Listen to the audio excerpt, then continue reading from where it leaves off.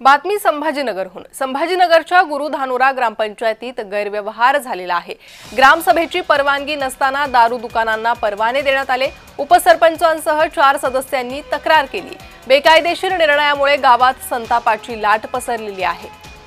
तर आता या प्रकरणी काय कारवाई होते त्याकडे लक्ष आहे। उपसरपंचांसह 4 सदस्यांनी तक्रार केली। अवैधरित्या बारचे परवाने देण्यात आलेले, शासनाकडून देण्यात आले, कुठून देण्यात आले नाही माहित नाही, परंतु ग्रामपंचायतीतून त्यांना ना हरकत अवैधरित्या देण्यात आली। कोणती ग्रामसभा घेण्यात आली नाही, काहीच नाही। ग्रामपंचायत म्हणते आम्ही दिलेले नाही।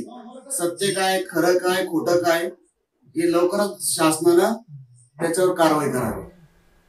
तर या बेकायदेशीर निर्णयामुळे गावात संतापाची लाट पसरली आहे। संभाजीनगरच्या गुरुधानोरा ग्रामपंचायतीत हा गैरव्यवहार झाला। परवानगी नसताना दारू दुकानांना परवाने देण्यात आले।